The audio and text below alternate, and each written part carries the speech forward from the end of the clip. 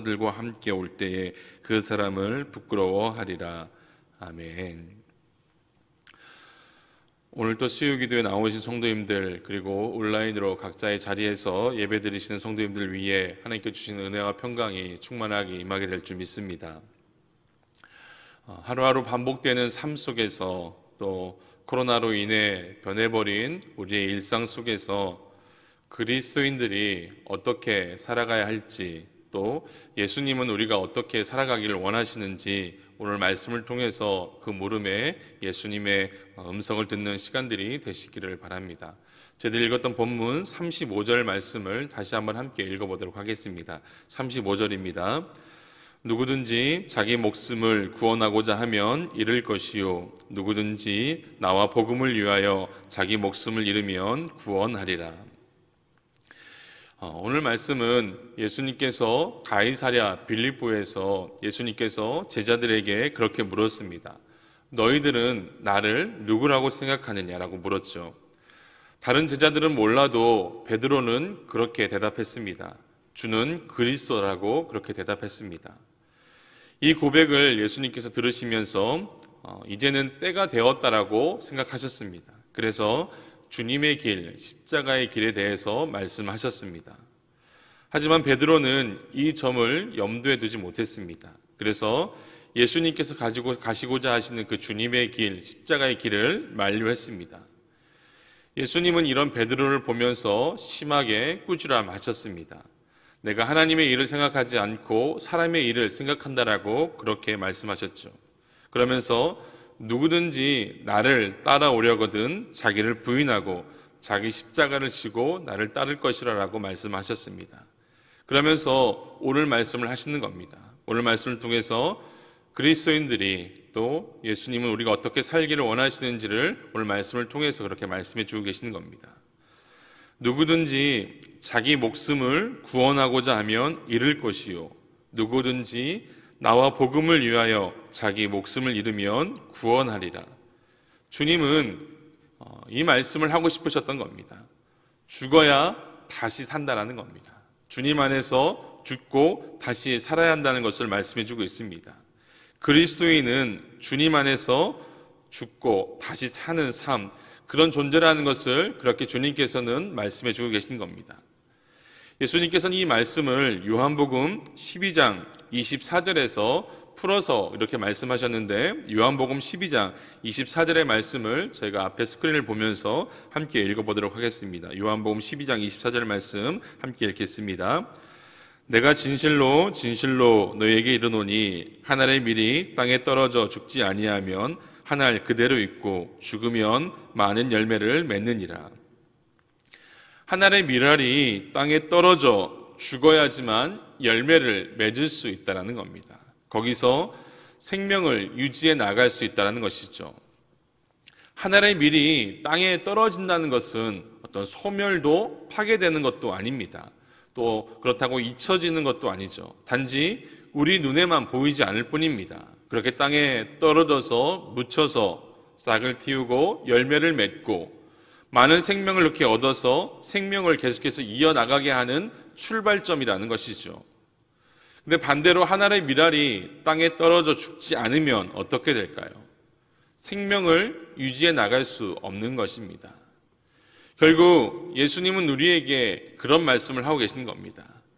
열매 맺는 삶을 살고 싶냐? 계속해서 생명을 유지해 나가고 싶냐? 그렇다면 한 알의 밀이 땅에 떨어져서 죽어지는 과정을 겪어야만 한다는 것입니다. 그래야지만 우리도 생명의 열매를 맺을 수 있다라는 것이죠. 그래야지만 생명을 유지해 나갈 수 있다는 것입니다. 이것이 하나님이 우리에게 주시는 심고 거두는 원리라는 것입니다. 한 알의 밀이 땅에 떨어져 죽어야지만 많은 열매를 맺을 수 있고, 누구든지 자기 목숨을 구원하고자 하면 잃을 것이요, 누구든지 나와 복음을 위하여 자기 목숨을 잃으면 구원하리라. 이것이 심고 거두는 원리라고 말씀하고 계시는 겁니다. 근데 정말로 많은 사람들이 심으려 하지 않습니다. 심지 않고 거두려만 합니다. 자기 자신은 죽으려 하지 않고 생명의 열매만을 거두려고 하는 것이 문제입니다. 나는 아무것도 하지 않으면서 많은 열매를 얻기를 바란다는 것이죠. 사도 바울은 그런 삶을 가리켜서 갈라디아서 6장에 스스로 속이는 삶이고 하나님을 업신여기는 삶이라고 그렇게까지 이야기했습니다.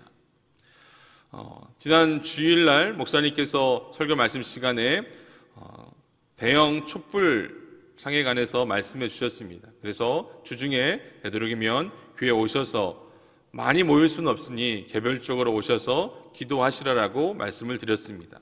아마 못 들으신 분은 없으실 겁니다. 아마 주일날 예배를 현장에 오신 분들이든 온라인으로 들으신 분들이든 모두가 다 광고 말씀을 들으셨고 또 예배 말씀을 통해서 교회에 대형 촛불상이 설치된 것을 들으셨고 어떻게 해야 되는지 방법들도 다 들으셨습니다. 다 들으셨고 그대로 실천하면 많은 기도의 열매들도 맺을 수 있고 하나님의 놀라운 은혜를 체험할 수 있습니다. 그런데 사람들이 듣고 실천하지 않고 그냥 다른 사람들이 기도하는 것만 바라기도 하고 또 내가 기도하지 않고 내 기도의 제목들이 어쩌면 그냥 응답되었으면 좋겠다라고 하는 심지 않고 거두려고 하는 그런 모습들이 우리들 가운데 있다라는 겁니다. 내가 기도는 하지 않지만 내 기도의 제목들이 응답되었으면 좋겠다. 기도하지 않고 심지 않고 거두려고 하는 것이 어쩌면 솔직한 우리들의 심정이라는 겁니다. 바울은 그들을 가리켜서 스스로 속이는 삶, 하나님을 업신여기는 삶이라고 그렇게 이야기했습니다. 나는 죽지 않으면서 열매를 거두려고 하는 스스로 속이는 삶, 하나님을 업신여기는 삶을 살고 있지 않냐라고 그렇게 바울은 이야기했습니다. 어떤 농부가 자신의 밭을 열심히 뚫어져라 쳐다보고 있었습니다. 그 농부의 친구가 지나가면서 그 농부에게 물었습니다. 자네 무엇을 그렇게 뚫어져라 쳐다보고 있는가? 농부가 대답합니다. 별거 아니야. 내 밭에서 고추도 자라고 보리도 자라고 고구마도 자라고 감자도 자라고 이 모든 것들이 풍성하게 자라는 것을 바라보고 있네. 농부 친구가 이야기합니다. 아니 자네 이 밭에 그 많은 씨앗을 뿌렸단 말인가? 농부가 이야기합니다. 아니 아무것도 안 뿌렸어. 그냥 그런 것들이 자라나기를 바랄 뿐이지. 그 농부를 보면서 그 친구가 뭐라고 말했을까요? 앞에서는 말 못했겠지만 분명히 그렇게 말하지 않았을까요? 정신 나간 친구라고 그렇게 이야기하지 않았을까요? 어쩌면 같은 이치 아닐까요? 아무것도 심지 않고 거두기만 하려 한다면 내 생명은 죽어지지 않으면서 거기에서 생명을 얻으려고만 한다면 이 농부와 다를 바가 하나도 없다라는 것입니다. 우리는 그렇게 속이는 자로 사는 것이고 하나님을 업신여기는 자로 살아가는 삶이 될 수밖에 없는 겁니다. 예수님이 이 말씀을 요한복음 12장 25절에 또 이렇게 말씀하셨습니다. 요한복음 12장 25절 말씀을 함께 또 읽어보도록 하겠습니다. 함께 읽겠습니다. 자기의 생명을 사랑하는 자는 잃어버릴 것이요 이 세상에서 자기의 생명을 미워하는 자는 영생하도록 보존하리라. 이 말씀을 풀어보면 그렇습니다. 자기의 생명을 사랑하는 자라는 것은 자기의 생명에 대해서 잘못된 집착을 가진다는 것입니다. 그러니까 내 생명에 대해서 잘못된 집착을 가지고 죽어지려고 하지 않는 것이고 하늘의 미랄이 되어서 죽어지려고 하지 않으려고 하는 것을 이렇게 표현했습니다. 자기 생명을 사랑한다. 자기 생명을 사랑하는 것은 내 생명에 집착을 가지고 있다는 겁니다. 그래서 하늘의 미랄처럼 죽어지고 썩어져야 되는데 죽지 않고 썩지 않으려고 하는 그런 것을 그렇게 표현했던 것입니다. 주님은 그렇게 또 말씀하셨죠. 자기의 생명을 사랑하는 자는 자신의 생명에 대해서 잘못된 집착을 가진 자, 그는 결국은 잃어버릴 것이라고 말씀하셨습니다. 잃어버린다는 것은 파괴된다는 것을 이야기합니다. 하늘의 밀이 땅에 떨어져서 잘못된 생명에 대한 집착으로 땅에 떨어져서 죽지 않으려고 한다면 결코 아무런 열매도 맺을 수 없고 결국은 그곳에서 파괴되고 없어져 버린다는 것입니다. 근데 여기서 자기 생명을 미워한다는 것, 미워하는 자는 여기서 미워한다는 것, 감정적으로 미워한다, 증오한다 그런 표현은 그런 의미는 아니고 자기 생명에 대한 잘못된 집착을 버린다는 것을 이야기합니다. 그러니까 내 생명마저도 내 생명 되신 하나님 앞에서 내 그 생명을 집착을 벗어버리고 내 생명도 하나님 앞에 맡겨 버린다는 것을 이야기합니다. 하늘의 미랄이 떨어져서 죽어지는 것이 하늘의 미랄을 만드신 하나님의 창조하신 뜻이라면 기꺼이 죽어지는 것, 이것이 자기 생명을 미워한다라는 것을 의미한다는 겁니다. 주님은 계속해서 말씀하시죠. 이렇게 자기 생명을 미워하는 자는 영원토록 보존된다라고 말씀해 주고 계십니다. 어쩌면 당연한 것입니다. 하늘의 미랄이 떨어져서 죽어져서 심겨지고 또 씨앗이 심기고 그것이 자라나서 열매를 맺고 또 씨앗을 뿌리고 열매를 맺고 이렇게 거두고 심고 이렇게 살아가는 것이 그 생명을 영원토록 보존하는 것이라고 그렇게 말씀해 주고 계신 겁니다. 예수님은 하늘의 미랄이 땅에 떨어져 죽어야 한다는 것을 자신의 생명을 미워하는 것으로 생명에 대한 잘못된 집착으로 그렇게 말씀해 주고 계셨던 것입니다. 저희들도 그렇습니다. 내가 무언가에 집착을 하면 그 집착하는 것을 지켜낼 수가 있나요? 내가 집착하는 그것을 놓쳐버리고 내가 집착하는 그것으로 말미암아 결국은 파괴되고 마는 것입니다. 우리가 돈에 대해서 집착하면 어떻게 되나요? 그 돈이 내 것이 되나요? 건강에 대해서 집착을 하면 어떻게 됩니까? 또 자리에 대해서 집착을 하면 또 힘에 대해서 집착을 하면 그것이 내 것이 되고 그것이 나를 지켜주던가요? 그것이 결국은 나를 파괴로 만들어 가는 것입니다. 예수님은 자기의 생명을 사랑하는 자는 잃어버릴 것이요 자기의 생명을 미워하는 자는 영생하도록 보존하리라고 말씀해 주셨고 예수님께서는 그런 삶으로 우리들 가운데 보여주셨습니다. 예수님은 하나님의 뜻이 어디에 있는지 그 마음을 너무나 잘 아셨습니다. 그것은 이 땅에 오셔서 우리를 제 가운데 구원하는 것이 하나님의 뜻이라는 것을 예수님은 너무나 잘 아셨죠. 그래서 자신의 생명을 십자가에 못 박아서 내어주셨습니다. 예수님은 하나님의 그 마음을 너무나 잘 알았기에 높고 높은 그 하늘 보좌를 버리고 낮고 낮은 이 땅으로 오셨습니다. 그렇게 유대 땅 말구유에서 한 생명으로 태어나셨습니다. 예수님은 그렇게 유대 땅 말구유에서 썩어지고 하늘의 미랄이 되어져서 새롭게 태어나는 삶으로 보여주셨습니다.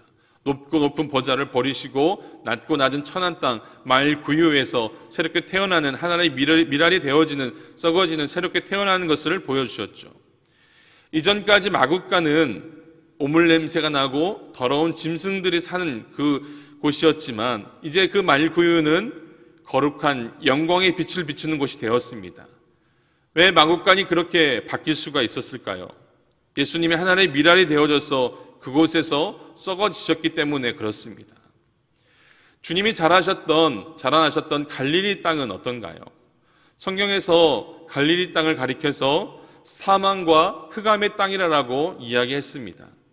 그런데 주님이 오시고 난 이후에 갈릴리는 더 이상 사망과 흑암의 땅이 아니라 광명의 빛이 비치는 땅이 되었습니다. 갈릴리 사람들은 멸시와 천대를 받던 사람들이었습니다.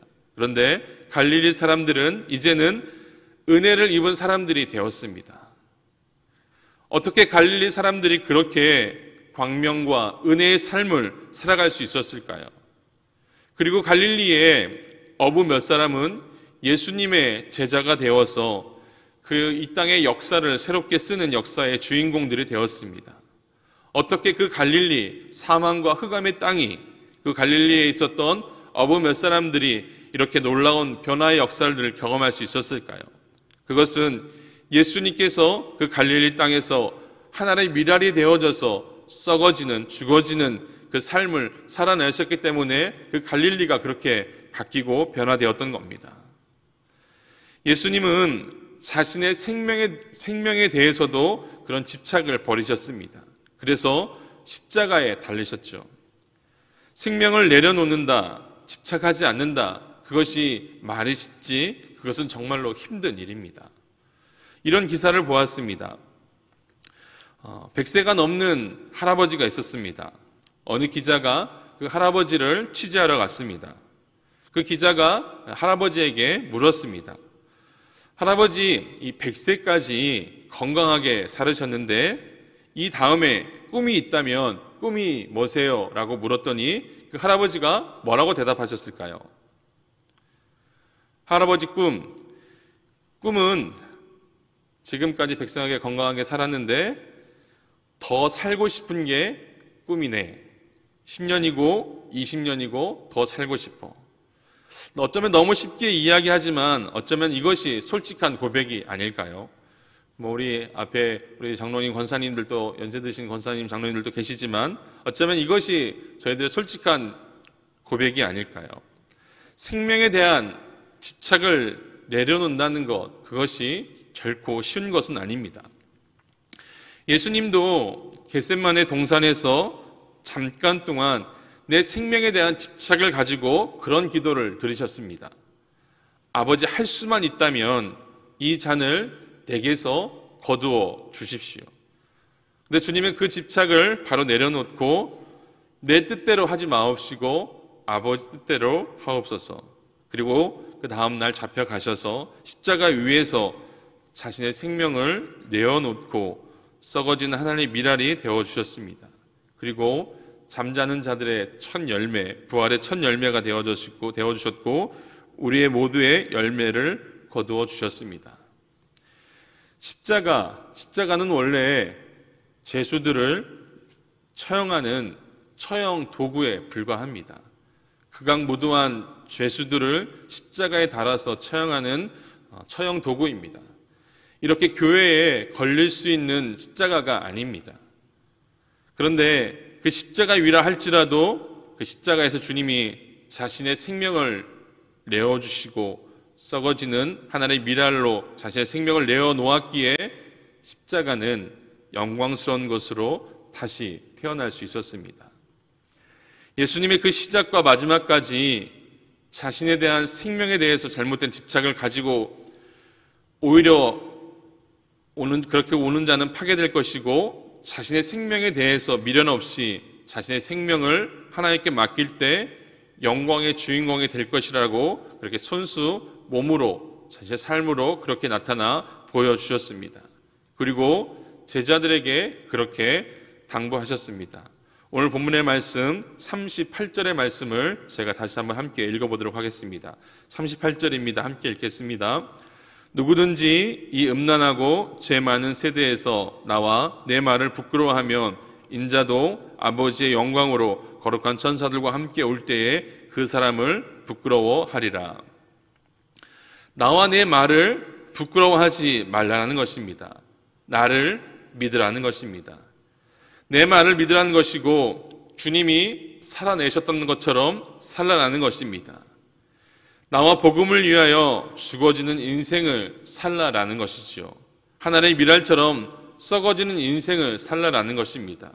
자기 생명을 미워하는 집착을 내려놓는 인생을 살라라고 말씀해 주고 계신 겁니다.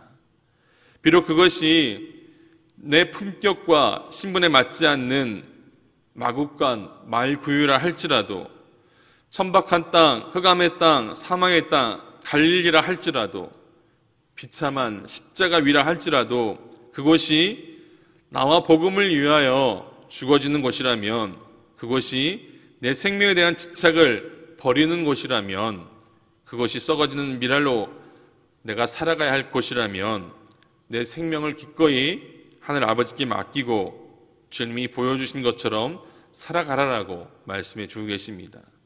그러면 우리를 부끄러워하지 않으시고 영생하도록 보존되는 예수님의 생명 안에서 살게 된다라고 그렇게 말씀해 주고 계십니다. 사랑하는 성도 여러분, 오늘 주님이 하신 말씀을 깊이 다시 한번 생각해 보시기를 바랍니다. 누구든지 자기 목숨을 구원하고자 하면 잃을 것이요 나와 복음을 위하여 자기 목숨을 잃으면 구원하리라. 한 알의 밀알이 죽지 않으면 한 알 그대로 있지만 죽으면 많은 열매를 맺느니라. 자기 생명을 사랑하는 자는 잃을 것이요 자기 생명을 미워하는 자는 영생하도록 보존하리라.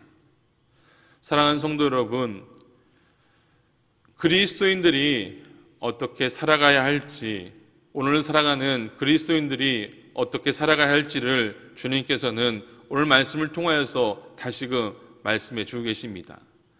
아무것도 하지 않고 열매만을 거두기만을 바란다면 그것은 주님께서 우리에게 원하시는 삶이 아님을 분명하게 말씀해 주셨습니다.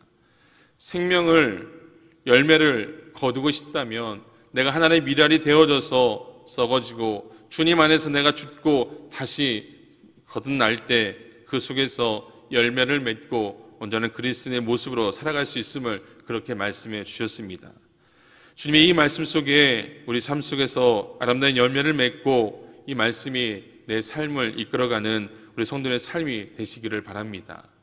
그리고 한 가지 또 말씀드리고 싶은 것은 우리 교회가 나이스 성경 공부를 통하여서 또 조장들과 조원들 함께 성경 공부를 시작하고 있습니다. 내가 먼저 낮아지고 내가 먼저 심겨지고 내가 먼저 주님 안에서 썩어지고 내가 먼저 주님 안에서 죽을 때 그 속에서 귀한 열매를 맺을 수 있는 겁니다.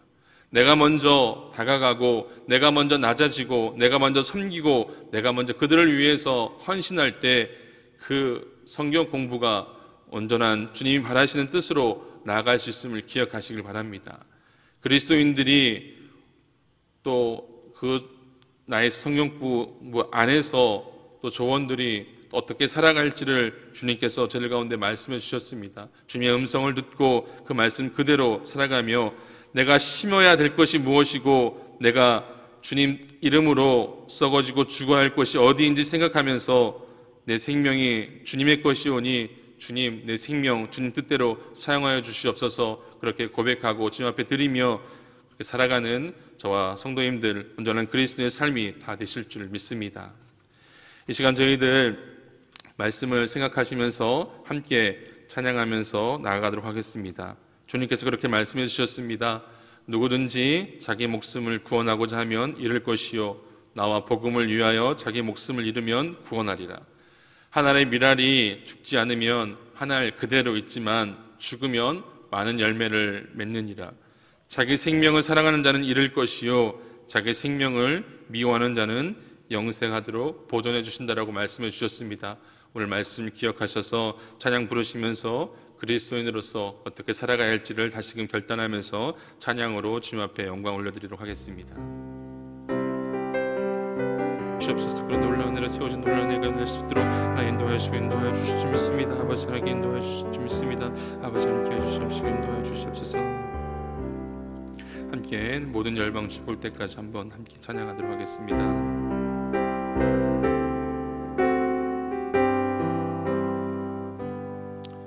내 눈 주의 영광을 보네 우리가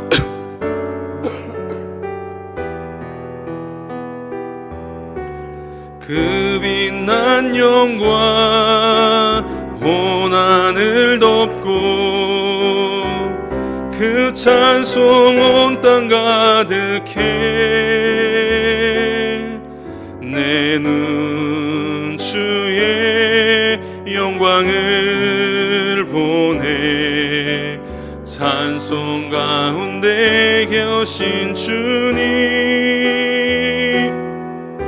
주님의 얼굴은 온 세상 향하네 권능의 팔을 드셨네 주의 영광 이곳에 가득해 우리 우리 손에 주님과 함께 찬양하며 우리는 전진하리. 모든 열방 주 볼 때까지 내 눈 주의 영광을 보네. 내 눈 주의 영광을 보네. 우리 가운데 계신 주님, 그 빛난 영광 온 하늘 덮고 그 찬송 온 땅 가득해. 내 눈 주의 영광을 보네.